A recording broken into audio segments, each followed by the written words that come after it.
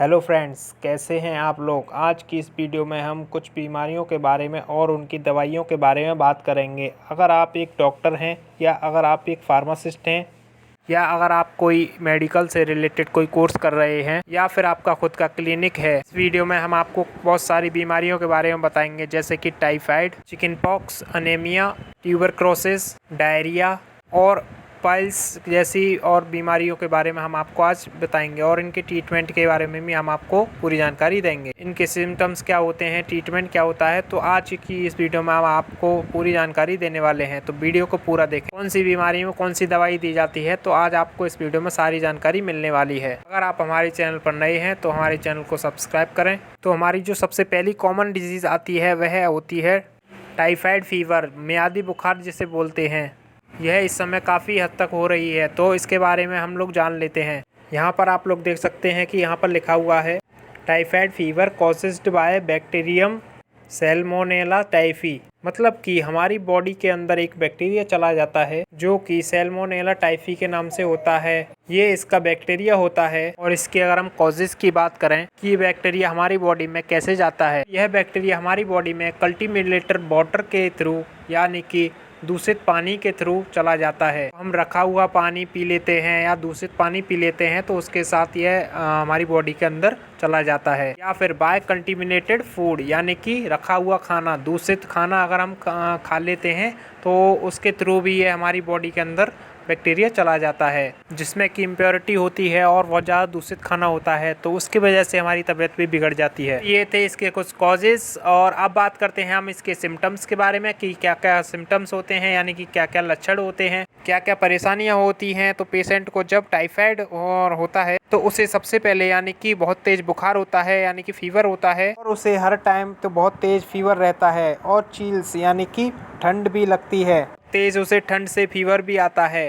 Third है कफ, यानी कि उसे खांसी भी रहती है, खांसी के साथ कफ भी आता है। अब फोर्थ नंबर पे हेडेक यानी कि उसे सिर दर्द भी रहता है। अब फिफ्थ नंबर पे स्टोमच पेन यानी कि उसे पेट में भी दर्द रहता है। अब सिक्स्थ नंबर पर है नोजिया एंड वॉमिटिंग यानी कि उसे उल्टी भी आती है और जी भी मचलाता है, साथ ही साथ उसके पेट में भी मरोड़ रहती है। आप लोग इसको सारी बीमारियों को फिगर पे भी देख सकते हैं, हमने स्क्रीन पे आपके लिए शो कर रखा है। अब बात करते हैं इसके ट्रीटमेंट के बारे में कि टाइफाइड में कौन कौन सा ट्रीटमेंट चलाया जाता है। तो इसके अंदर जो एंटीबायोटिक टैबलेट चलाई जाती हैं जो कि है जिफी-ओ टैबलेट आती है, और इसके अंदर सेफेक्सिम और ओफ्लॉक्सासिन होता है जो कि वायरस को किल करने के लिए काम करती है। यह टैबलेट पेशेंट को एज के हिसाब से दी जाती है। सुबह शाम एक एक टैबलेट एडल्ट में दे सकते हैं खाना खाने के बाद। साथ में हमें इसके साथ साथ एक सिस्टमेटिक टैबलेट भी देनी है, जैसे कि कालपोल टैबलेट भी इसके साथ हम दे सकते हैं। साथ ही साथ यह लीवर पर भी अटैक करता है, तो इसके लिए भी हम टैबलेट देंगे जो है Li52 टैबलेट,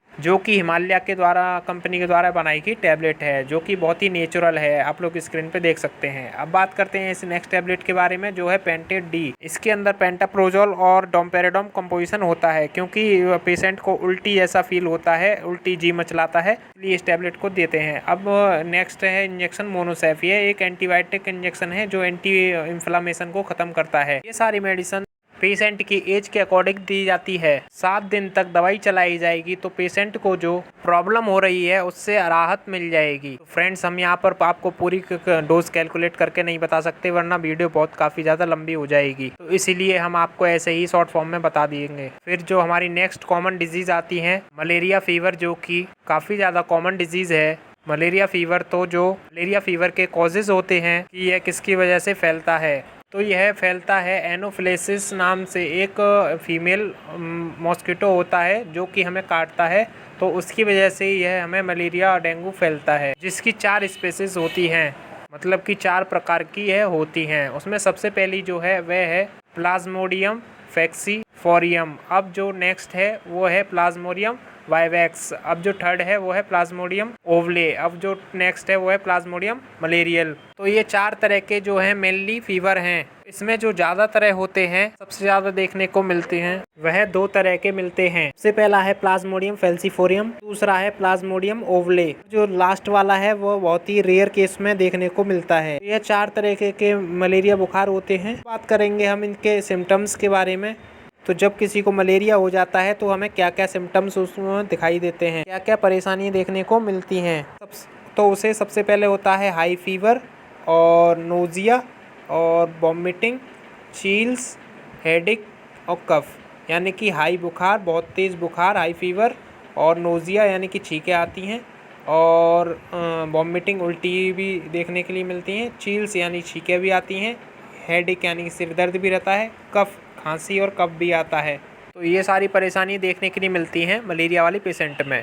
अब बात करते हैं हम इसके ट्रीटमेंट के बारे में, क्या क्या इसमें ट्रीटमेंट दिया जाता है। तो इसमें अगर प्लाज्मोडियम वायरल किसी को होता है तो इसमें सबसे पहले एंटी मलेरिया टैबलेट दी जाती है। आप लोग देख सकते हैं malaria DS tablet Ipca company के द्वारा बनाई की टैबलेट है और एक बहुत ही अच्छी टैबलेट है। इसके अंदर पेरमाक्विनिन फॉस्फेट कंपोजिशन पाया जाता है। यह टैबलेट डेली एक टैबलेट दी जाती है 1 हफ्ते तक, और इसके साथ एक सिस्टमेटिक टैबलेट भी दी जाती है। जैसे कि बुखार रहेगा तो उसे बुखार को कम करने के लिए यहाँ पर हम कालपोल 500 mg या डोलो 650 टैबलेट इसमें दे सकते हैं, और इसके साथ में हम एक एंटीबायोटिक कम डोज वाली भी चला सकते हैं, जैसे कि यहाँ पर ऑफ्लॉक्सासिन है 200 mg में।